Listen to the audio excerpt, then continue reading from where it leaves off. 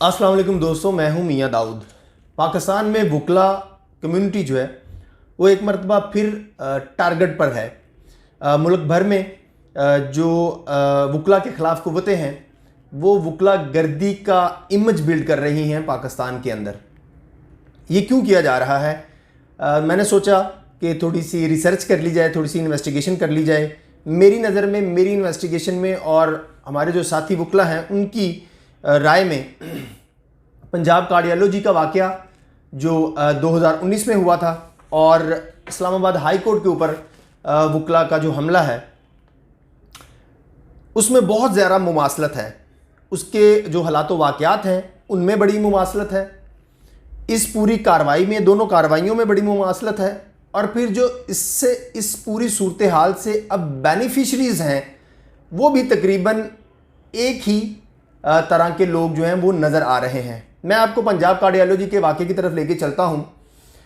Punjab cardiology का वाक़या कैसे हुआ कि 11 दिसंबर को वुकला की एक रैली अवान अदल से चली, अवान अदल लाहौर से चली और 6-7 किलोमीटर का फासला तय करके पंजाब कार्डियोलॉजी पहुंची। वो क्यों पहुंची? हमारी नज़र में, और उस वक्त भी मैंने इस बात की पेशन गोई की थी और ये बात रिकॉर्ड ने बाद में इन्वेस्टिगेशन में साबित की कि जो मैं फील कर रहा था ये बिल्कुल वैसा ही हुआ।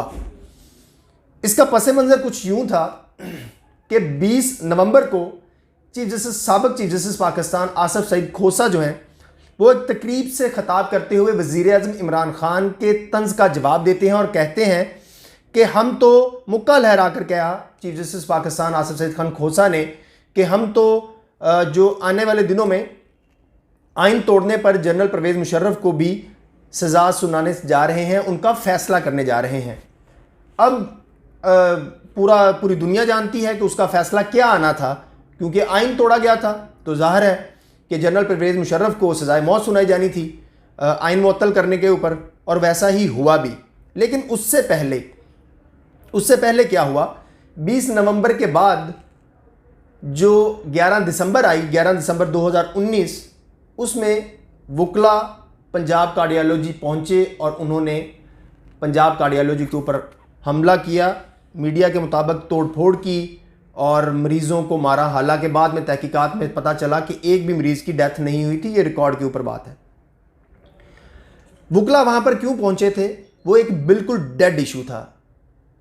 डॉक्टर्स के साथ जो वुकला का तनाज़ा चल रहा था वो रिजॉल्व हो चुका था, लेकिन जस्टिस खोसा की उस तकरीर के बाद वो मामला जानबूझकर उठाया गया, वो वीडियो जानबूझकर रिलीज करवाई गई और बदकिस्मती से हमारे ही कुछ दोस्तों में शामिल लोगों ने उस सूरत हाल को प्रवोक करने के लिए कदम उठाया और इस्तेमाल भी हुए एक तयशुदा मंसूबे के तहत।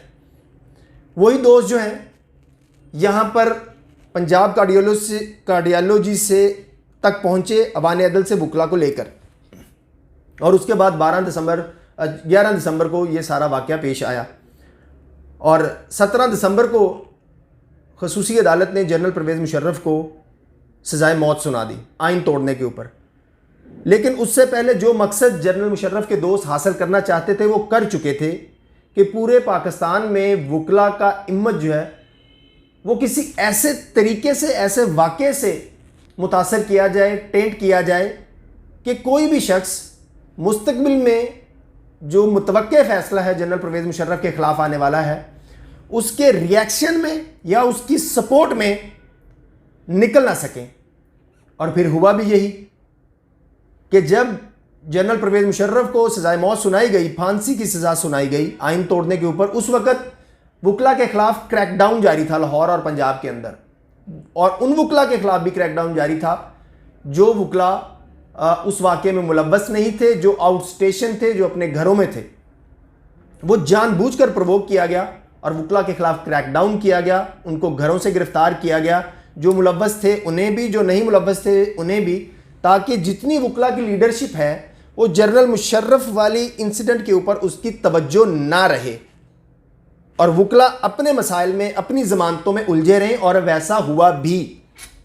उसके बाद क्या हुआ कि 17 दिसंबर को जब ये फैसला आया तो चूंकि वुकला किसी और तरफ मसरूफ़ थे, अपनी ज़मानतें करवाने में, अपने बच्चों को बचाने में, अपने भाइयों को बचाने में मसरूफ़ थे, उनकी ज़मानतें करवाने में मसरूफ़ थे, 13 जनवरी को लाहौर हाई कोर्ट के फुल बेंच ने जो खसूसी अदालत जिसने परवेज़ मुशर्रफ को सज़ा सुनाई थी वो सिरे से ही अनकॉन्स्टिट्यूशनल डिक्लेयर कर दी। और फिर उसके बाद वुकला के सारी ज़मानतें भी हो गई और वुकला का पंजाब कार्डियोलॉजी वाला सारा केस था वो भी ख़त्म हो गया। लेकिन सबसे दिलचस्पी की बात, जैसे मैंने अपने वीलॉग के शुरू में बताया कि ये सारा कुछ तयशुदा मंसूबे के तहत था जो आने वाले वक्त ने साबित किया। आप स्क्रीन पे देख सकते हैं, डॉन की एक स्टोरी है जो 23 जनवरी 2020 को शाया हुई। डॉन में एक जर्नलिस्ट हैं आसिफ चौधरी साहब, मैं जानता हूं उनको, वो बड़े इन्वेस्टिगेटिव स्टोरी हैं और पाकिस्तान के ईमानदार सहाफ़ियों में, काबिल सहाफ़ियों में उनका शुमार होता है। 23 जनवरी 2020 की स्टोरी में डॉन ने पंजाब पुलिस की एक इंटरनल इंक्वायरी रिपोर्ट का हवाला देते हुए कहा कि जो पंजाब कार्डियोलॉजी वाला वाक़या था उससे बचा जा सकता था, लेकिन उसमें संगीन खिलाफवर्जियाँ की गई। वो खिलाफवर्जियाँ क्या की गई कि जो मुतल्लिका एसपी सिविल लाइंस थे दोस्त मोहम्मद खोसा, वो पंजाब कार्डियोलॉजी वाले वाक़ये के दिन यानी कि 11 दिसंबर को एयरपोर्ट पर मौजूद थे अपने मेहमानों को रिसीव करने के लिए। और रिपोर्ट में लिखा हुआ है कि मीडिया के ऊपर खबरें चलने के बावजूद भी उस एसपी सिविल लाइंस दोस्त मोहम्मद खोसा ने अपनी डिवीजन को वापस आके रिपोर्ट नहीं किया, अपनी फोर्स को, अपनी डिवीजन की कमांड को नहीं संभाला। और उसके साथ साथ एसएसपी ऑपरेशंस मोहम्मद नवीद के बारे में ये खबर जो इंक्वायरी रिपोर्ट को कोट करते हुए पब्लिश हुई, ये कहा गया कि उन्होंने एक्शन डिले किया। उस वक्त भी मैंने मीडिया के ऊपर इस पंजाब कार्डियोलॉजी के वाक़ये को भरपूर तरीके से वुकला के एक्शन को डिफेंड किया था और कुछ सवालात उठाए थे। आज तक उन सवालात के जवाब नहीं मिले और आप देखिएगा कि इस्लामाबाद हाई कोर्ट वाले वाक़ये में भी आपको मुस्तकबिल में ये सवालात के जवाबात नहीं मिलेंगे। मैं इस्लामाबाद के वाक़ये के ऊपर बाद में आता हूँ। उस वक्त पंजाब कार्डियोलॉजी में ये सवाल उठाया गया था और वो इंक्वायरी रिपोर्ट का बाद में हिस्सा बना कि जिस दिन ये 11 दिसंबर को वाक़या हुआ पंजाब कार्डियोलॉजी का, उस वक्त के सीसीपीओ लाहौर जुल्फ़कार हमीद जो हैं वो सारा दिन मीडिया से भी गायब रहे, वाक़े से भी गायब रहे और अपनी पुलिस के साथ कोई कोऑर्डिनेशन से भी गायब रहे। वो क्यों गायब थे? आज तक ये इस बात का सवाल जो है, इस सवाल का जवाब जो है वो नहीं मिला।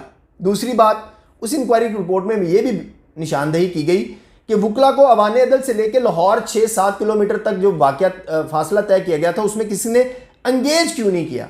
ये मिस हैंडलिंग लिखा, पुलिस की अपनी रिपोर्ट में लिखा कि ये मिस हैंडलिंग थी। 3 डिवीजन्स जो हैं, इंक्वायरी रिपोर्ट कहती है 3 डिवीजन्स थी, city division, civil line division और मॉडल टाउन डिवीजन। लेकिन किसी भी एसपी ने क्यों नहीं एंगेज किया वुकला को, ये भी उस इंक्वायरी की रिपोर्ट के अंदर लिखा, लेकिन इसका जवाब आज तक रियासत ने नहीं दिया। सिर्फ वुकला को वुकला गर्दी करके मशहूर करना था ताकि जनरल मुशर्रफ का जो इशू था उसके तरफ वुकला कम्युनिटी का तवज्जो ना जा सके। उसी में एक और बात बड़ी इंटरेस्टिंग लिखी गई जो हर आम बंदा समझ सकता है कि पुलिस ने यह काम क्यों नहीं किया कि पंजाब कार्डियोलॉजी के सामने आप फौरी तौर के ऊपर एंटी राइट फोर्स लगा देते, वो वी शेप के अंदर या जो एरो शेप है उसके मुताबिक खड़े होते और वुकला अंदर ना जा सकते। लेकिन वहां पर गैर तरबियत याफ्ता आम पुलिस अफसरान जो हैं वो तयशुदा मंसूबे के तहत खड़े किए गए और गैर मुनज़्ज़म अंदाज से खड़े किए गए और जैसे ही थोड़ा सा सूरत हाल खराब हुई वुकला अंदर दाखिल हो गए। यहां पर जरा ब्रेक लें, वुकला दाखिल कब हुए थे? जब पंजाब कार्डियोलॉजी की छत से वुकला के ऊपर पत्थर बरसाए गए। वो पत्थर पंजाब कार्डियोलॉजी की छत के ऊपर कहां से पहुंच गए थे और इतनी बड़ी तादाद में कहां से पहुंच गए थे? किसने प्लानिंग की थी कि यहां पर सूरत हाल खराब होगी या वुकला के ऊपर पत्थर बरसाने हैं? आधे पौने घंटे के अंदर अंदर तो इतने पत्थर नहीं पहुंच सकते। और फिर सबसे अहम बात कि पंजाब कार्डियोलॉजी के अंदर किसको ये बात बता दी गई थी कि वुकला ने अस्पताल के अंदर तोड़फोड़ ही करनी है। जो निहत्ते वुकला आ रहे हैं, खाली हाथ आ रहे हैं, उन्होंने तोड़फोड़ लाजमी करनी है। इसलिए वहां से मरीज जो है वो शिफ्ट कर दिए गए और कुछ मरीज 11 दिसंबर की रात से यानी कि 10 दिसंबर वाली रात भी शिफ्ट किए गए। ये रिकॉर्ड का हिस्सा है। इन सवालों के जवाब जो हैं वो आज तक नहीं मिले। क्यों नहीं मिले? क्योंकि वो एक, हम वकला समझते हैं कि वो एक तयशुदा मंसूबा था ताकि जनरल मुशर्रफ के खिलाफ जो फैसला आ रहा है, वो जनरल मुशर्रफ जिसने वकला को 12 मई को जिंदा जलवाया, जिस जनरल मुशर्रफ ने हम वकला कम्युनिटी को गोलियों से छलनी करवाया, उस जनरल मुशर्रफ को अगर सजाए मौत सुनाती है खसूसी अदालत, तो उसका फैसला, उसका एक्शन, रिएक्शन और उसके ऊपर रद्दमल रोकने के लिए वकला को दूसरी साइड के ऊपर एंगेज किया गया। ये आज तक की फैक्चुअल चीज़ें हैं, ये आप देख सकते हैं, ये लिखी पड़ी चीज़ें। इन सवालों के जवाब आज तक नहीं मिले। अब इस्लामाबाद हाई कोर्ट के साथ ये पंजाब कार्डियोलॉजी का वाक़या कैसे मुमासलत रखता है? आप देखें, सोशल मीडिया के ऊपर सेशन जज का एक लेटर चल रहा है। उस लेटर के तहत 2 चैम्बर्स जो हैं वो गैर कानूनी तौर पर बनाए गए थे। मान लिया वो गैर कानूनी थे, आपकी बात मान लेते हैं, हम नहीं, वकला नहीं मानते कि वो गैर कानूनी थे, क्योंकि अगर वो चैम्बर गैर कानूनी है तो इस्लामाबाद हाई कोर्ट गैर कानूनी जगह पर बनी हुई है। इस्लामाबाद हाई कोर्ट गैर कानूनी जगह पर बनी हुई है। अगर वकला के वो चैम्बर जो है वो गैर कानूनी है तो खैर इस डिबेट में हम जाते ही नहीं हैं। वकला को chief justice Islamabad high court पर को नहीं महबूस करना चाहिए था, उनके साथ बदतमीजी नहीं करनी चाहिए थी। ये जजेस हमारे लिए बड़े काबिल एहतराम हैं, ये हमारे माथे का झूमर है। ये ताकतवर जजेस नहीं होंगे तो पाकिस्तान में आइन और कानून की बालादस्ती नहीं होगी। जो हुआ वो अफसोसनाक है, लेकिन इसका फ़ायदा कौन उठा रहा है? मैं आपको रिकॉर्ड से, हालात वाक़यात से साबित करता हूं कि इसका फ़ायदा वही आइन के मुखालिफ कुव्वतें उठा रही हैं जिन्होंने पंजाब कार्डियोलॉजी में जनरल मुशर्रफ वाल के इंसिडेंट को कवर अप करने के लिए, मैनेज करने के लिए उठाया। मैं वापस आता हूं, सेशन जज ने 2 चैम्बर्स के बारे में कहा कि ये गैर कानूनी है। सीडीए वाले रातों रात जाके मतलब 20, 25, 30 चैम्बर्स गिरा के आगे चैलेंज गिरा दिए जी। अगले दिन वकला F8 कचहरी से चलते हैं और इस्लामाबाद हाई कोर्ट रैली की शक्ल में चलते हैं, जाते हैं, लेकिन उनको कोई नहीं रोकता। वो सीडीए जिसने एक्शन किया है, वो रियासत जिसने एक्शन किया है, उसको अंदाजा तो होना चाहिए था ना कि सुबह वकला रिएक्ट करेंगे तो कोई सिक्योरिटी मेजर्स ले लें, लेकिन नहीं लिए। ऐसे ही पंजाब कार्डियोलॉजी वाले वाक़े में भी नहीं लिए गए थे। वकला अवाने अदल से चले लाहौर से और पंजाब कार्डियोलॉजी तक पहुंचे। बिल्कुल इसी तरह ही F8 कचहरी से वकला चले, रास्ते में उनको किसी ने नहीं रोका और उनको उनकी डायरेक्शन उस तरफ दिलवाई गई। बहुत सारी ये अनफॉर्चुनेट सिचुएशन है कि हमारे अंदर कुछ ऐसे लोग मौजूद हैं जो दूसरे अदारों के लिए काम करते हैं, वो प्रवोक करते हैं, वो सूरत हाल को ख़राब करते हैं ताकि आइन की और अदलिया की आज़ादी की जो मुखालिफ कुव्वतें हैं उनके लिए एक ग्राउंड्स जो हैं वो उनको प्रोवाइड की जा सके। ऐसे ही इस्लामाबाद हाई कोर्ट के वाक़े में हुआ। वहां पर जब इस्लामाबाद हाई कोर्ट में वकला पहुंचते हैं 2, 3, 4 किलोमीटर का सफर तय करके, उनको किसी ने नहीं एंगेज किया। वकला अंदर दाखिल हो जाते हैं, वहां पर कोई सिक्योरिटी एहलकार मौजूद नहीं होता। वो सिक्योरिटी एहलकार अचानक कहां गायब हो गए? आधे घंटे के बाद जो वहां पे रेंजर्स और पुलिस पहुंच सकती है, वो आधा घंटा पहले वहां पे क्यों नहीं पहुंच सकती थी? चलें, हम वकला आपको इस बात की भी छूट देते हैं, देनी नहीं चाहिए लेकिन देते हैं। उसके बाद क्या हुआ? यह वाकया 8 फरवरी को हुआ इस्लामाबाद हाई कोर्ट का, और उसके बाद आपने एक वीडियो भी देखी होगी, बिल्कुल जैसे पंजाब कार्डियोलॉजी के वाकये के बाद पुलिस ने क्रैकडाउन किया था वकला के ऊपर और उनके घरों के ऊपर जो किसी एहतजाज में मुलव्वस नहीं थे पंजाब कार्डियोलॉजी में, और जो अब इस्लामाबाद हाई कोर्ट के वाकये में किसी एहतजाज में मुलव्वस नहीं, उनके घरों के ऊपर भी छापे मारे गए। आप ये खातून की वीडियो सुन लें, इस वीडियो में भी आपको पता चलेगा कि वो शख्स, वो वकील साहब, वो दिल के मरीज, ओपन हार्ट सर्जरी हुई है उन वकील साहब की, और उनको घर से उठाया गया। ये पुलिस ने जानबूझकर किया, हम वकला समझते हैं, ताकि वकला को ज़्यादा से ज़्यादा इश्तियाल दिलवाया जाए और वो रिएक्ट करें। और इसमें कोई शक नहीं है, हम वकला करते भी हैं। अगर कानून का मुसावी इतलाक नहीं होना तो हम ऐसे कानून को नहीं मानते। अगर कानून का मुसावी इतलाक होना है, उसका पार्लियामेंटेरियंस के ऊपर इतलाक होना है, उसका जनरल्स के ऊपर इतलाक होना है, उसका जजेस के ऊपर इतलाक होना है, अगर उनका ब्यूरोक्रेट्स के ऊपर इतलाक होना है तो फिर उसका हम पर भी इतलाक करें, बिल्कुल उतनी सख्ती से करें। लेकिन अगर उनके साथ रायत बरतनी है तो हम अपनी रायत फिर लेना जानते हैं वुकला, और हम माजी में भी ली है और आगे भी लेंगे। उसके बाद क्या हुआ? उसके बाद यह हुआ कि 9 फरवरी को एक लार्जर बेंच बैठता है सुप्रीम कोर्ट में, और वो अपने जुडिशियल ऑर्डर के जरिए 12 फरवरी को, यानी कि इस्लामाबाद हाई कोर्ट पर हमले के 5 दिन बाद 5वें दिन 12 फरवरी को एक गैर आईनी काम करते हुए जुडिशियल ऑर्डर के जरिए अपने एक साथी जज को, मिस्टर जस्टिस काजी फाइज ईसा को मुअत्तल कर देते हैं। उनसे तकरीबन आधे से ज़्यादा काम जो है वो वापस ले लेते हैं। कहते हैं कि आपने प्राइम मिनिस्टर जिन मुकदमात में इन्वॉल्व होंगे आपने वो मुकदमात नहीं सुन सकने। पूरी दुनिया इस बात के ऊपर, पूरी दुनिया के जूरिस्ट इस बात के ऊपर क्लियर हैं कि कोई साथी जज अपने साथी जज को, उसकी पावर्स को, उसकी हियरिंग्स को कटेल नहीं कर सकता। लेकिन ये किया गया। Pakistan bar council, supreme court bar association, तमाम तंजीमों ने रिटन इसकी मजम्मत की, लेकिन उस तरीके से नहीं की जिस तरीके से यह सूरत हाल तकाजा करती थी। क्यों नहीं की? क्योंकि वुकला इस्लामाबाद हाई कोर्ट में जो पुलिस जो है उनके साथ कर रही है, उनके घरों में छापे मार रही है, वुकला अपने भाइयों को बचाने में लगे हुए हैं। तवज्जो डाइवर्ट की गई है। मेरे वो सारे दोस्त गवाह हैं। जिस दिन 8 फरवरी का वाकया हुआ तो मैंने अपने दोस्तों को यह बात कही कि यह दोबारा कोई बड़ा गैर आईनी काम डालने जा रहे हैं, आने वाले दिनों में आपको पता चल जाएगा। और 12 फरवरी को मिस्टर जस्टिस काजी फाइज ईसा के खिलाफ फैसला आ गया। मिस्टर जस्टिस काजी फाइज ईसा हमारे कोई सगे नहीं हैं। हम वुकला सिर्फ आइन के सगे हैं, हम वुकला सिर्फ कानून के सगे हैं। अगर आइन और कानून के मुताबिक कोई काम होगा तो हमारी जान भी हाजिर है, लेकिन अगर गैर आइनी काम होगा, गैर कानूनी काम होगा, तो उसकी आवाज़ भी हम वुकला ही उठाते हैं। ये तारीख बड़ी पड़ी है इसमें। आपने अली अहमद कुर्द साहब का भी एक क्लिप जो है वो सुना होगा। वो बिल्कुल वही बात है।